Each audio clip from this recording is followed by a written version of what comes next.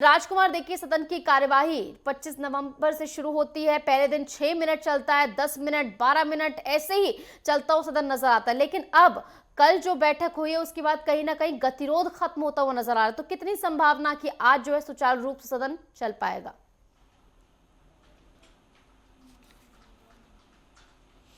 देखिए निशु, लोकतंत्र जो है वो कहीं ना कहीं संभावनाओं और वैचारिक मतभेद से चलता है। और देखिए, हिंदुस्तान जो है पूरी दुनिया का सबसे बड़ा लोकतंत्र है। और उस लोकतंत्र में कितना शानदार व्यवस्था बनी हुई है कि आम आदमी एक सांसद चुनता है, सांसद वो लोकसभा में पहुंचता है और सांसद जो है उसका प्रतिनिधित्व करता है। तकरीबन 25 लाख जो लोग हैं वो एक सांसद को चुन के भेजते हैं। और उस परिस्थिति में जो देश की सबसे बड़ी महापंचायत है वो उसमें किस तरीके से सांसद काम करते हैं ये जो है किसी से छुपा हुआ नहीं है। इन सब चीज़ों को देखते हुए जिस तरीके से 5 दिन की स्थिति रही उसको लेके कल हम लोग चर्चा कर रहे थे और संभावना व्यक्त भी की जा रही थी।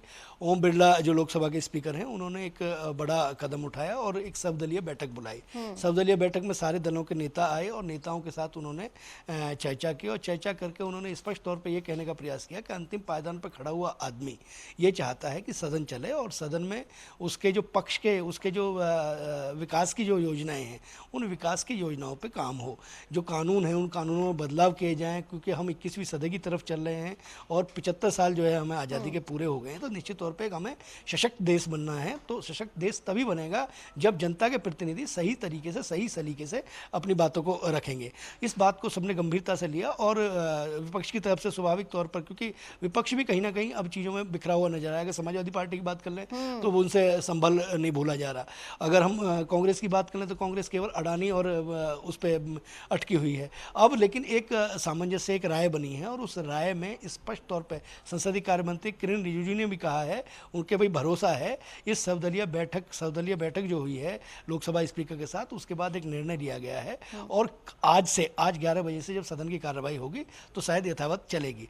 सदन की कार्रवाई पे संविधान पर चर्चा की तरफ से कांग्रेस और विपक्ष की तरफ से आ रहा था कि संविधान में अभी तक 75 वर्षों में हमारा संविधान कहां से कहां पहुंचा है, उसमें कितने अमेंडमेंट हुए हैं, इस पर तमाम चर्चा होनी चाहिए और उसको और ज़्यादा सशक्त बनाया जाना चाहिए। और इसको सहर्ष लोकसभा स्पीकर ने स्वीकार किया और स्वीकार करने के साथ साथ कहा कि भाई इसमें हम दोनों सदनों में इसकी जो चर्चा है उसको कराएंगे। तो सदन जो है संविधान के हिसाब से चलेगा, देश संविधान के हिसाब से चल रहा है। तो इसमें कहीं कोई दो राय नहीं होनी चाहिए। जनता के बीच में जिस तरीके का विपक्ष ने एक तरह का ये व्यवस्था बनाने का प्रयास किया, एक रूमर फैलाने का एक प्रयास किया कि भाई संविधान को बदल दिया जाएगा। संविधान आसानी से नहीं बदले जाते। लोकतंत्र में संविधान को तहत चीज़ें चलती हैं। इन सब चीज़ों पे चर्चा हुई और चर्चा के बाद आज ये निर्णय हुआ कि आज 11 बजे के बाद सदन जो है यथावत रूप से चलेगा। लेकिन इस पर भी कहीं ना कहीं संशय है, क्योंकि राजनीति है, नेता कौन क्या कहता है। लेकिन संसदीय कार्य मंत्री ने भी इस बात की पुष्टि की है कि ये जो बैठक है सकारात्मक सोच के साथ चली है और सारे सांसदों ने इस बात को माना है कि हमारी जवाबदेही जनता के प्रति है और जनता के बीच में कोई ऐसा मैसेज नहीं जाना चाहिए। अगर मैसेज जाएगा तो क्या वो सांसद जो है जब अपने क्षेत्र में जाएंगे तो स्वाभाविक तौर पर आने वाले दिनों में दिक्कतें होती हैं, परेशानी होती है। इस बात बिल्कुल राजकुमार, आपने जिक्र किया कि समाजवादी पार्टी से संबंध नहीं भूला जा रहा है। कांग्रेस लगातार अडानी का मुद्दा उठाती जा रही है। वहीं टीएमसी का कहना है कि जो मुद्दे हैं उन पर बात की जाएगी। टीएमसी कहीं ना कहीं जो है इस बात को लेकर स्पष्ट होती हुई नजर आ रही है कि दूसरे मुद्दों पर भी चर्चा होनी बहुत ज्यादा जरूरी है, क्योंकि कल जब कांग्रेस की बैठक हुई थी तो उसमें भी टीएमसी नहीं पहुंची थी। और इसके साथ ही विपक्ष जो है लगातार ये आरोप भी लगाता हुआ नजर आ रहा है सत्ता पक्ष पर कि सत्ता पक्ष ही जानबूझकर सदन नहीं चलने देना चाहता है, यानी उल्टा आरोप।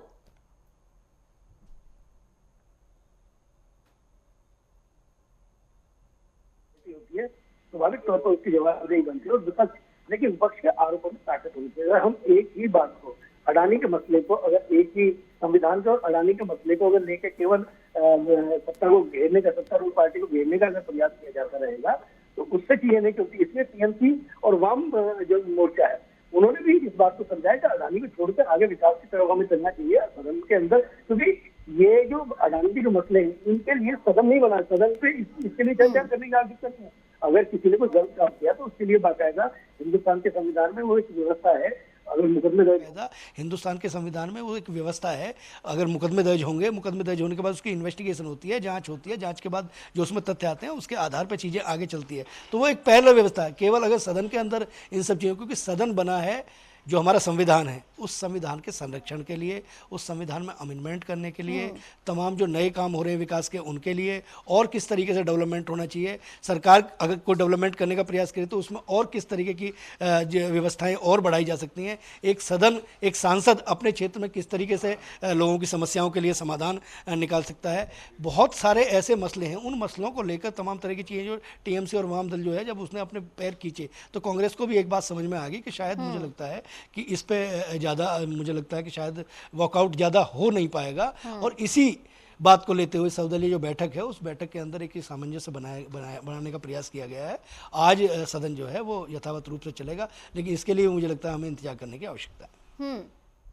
बिल्कुल, और उम्मीद यही है कि सुचारू रूप चल पाए, क्योंकि आप देखिए अब तक सदन का जो हालात है, हंगामा है, जोरदार है, बार बार है। क्योंकि आप देखिए पहले दिन 6 मिनट चलता है, उसके बाद जो है राष्ट्रपति का संबोधन होता है तो उस दिन जो है आधे घंटे लगभग चलता है, लेकिन उसके बावजूद 12, 13, 14 ऐसे मिनट चलता हो जा रहा है। आप देखिए जनता का कितना पैसा है, करोड़ों रुपए जनता अपने खून पसीने का पैसा ऐसा टैक्स भरती है। उसके बाद अगर जनता को ये सब देखने को मिले, खासकर माननीयों के जमघट से, तो आप फिर क्या ही उम्मीद उनसे लगाएंगे। और इसी के साथ आज जो है क्या कोई और मुद्दा विपक्ष को से उठाया जा सकता है, क्योंकि अदानी के मुद्दे को लेकर जो अभी तक चर्चा की बात जो है सामने नहीं आई है।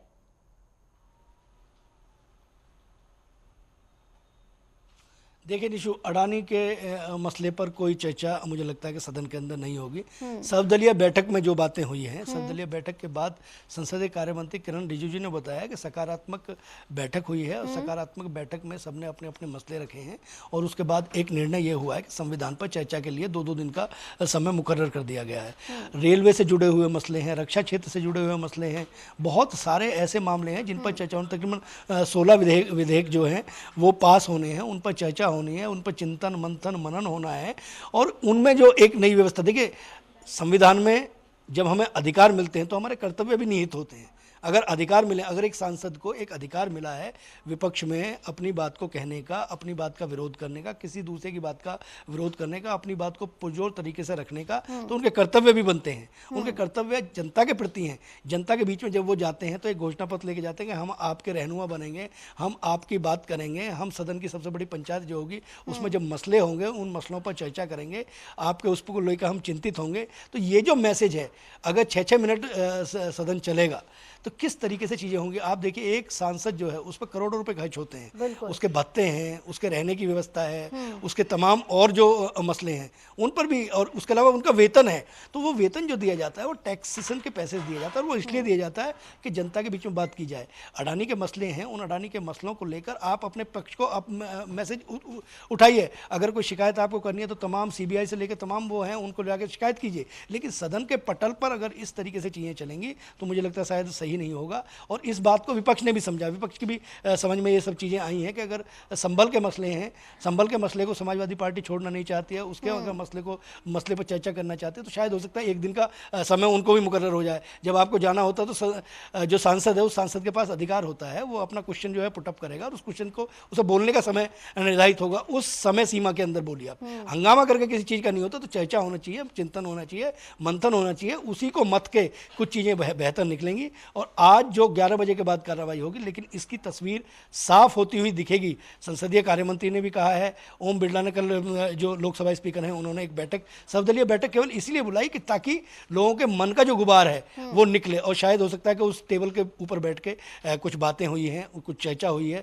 और उस पर एक सहमति बनी है कि सदन को चलने दिए, सारे सांसदों को बोलने का मौका मिलेगा। सब सांसद जो हैं वो अपने क्वेश्चन पुटअप करेंगे, तमाम पॉलिटिकल पार्टी, जब आपको बोलने का मौका मिले तो तब आप अपने मसले को रखें। और अब जो है सबसे बड़ा मुद्दा जो पूरे इंडिया गठबंधन ने उठाया था, और उसी के दम पर कहीं ना कहीं लोकसभा चुनाव में भी धूम मचाती हुई नजर आई थी, उसी मुद्दे को वापस गरमाने के लिए यहाँ पर जो है कह सकते हैं कि मौका मिल गया, क्योंकि 13-14 दिसंबर को लोकसभा में चर्चा होगी और 16-17 दिसंबर को राज्यसभा में संविधान पर चर्चा होने वाली। देखना होगा क्या कुछ इसका परिणाम निकलता है। फिलहाल बहुत बहुत शुक्रिया राजकुमार हमारे साथ जुड़ने के लिए और तमाम जानकारी हम तक साझा करने के लिए।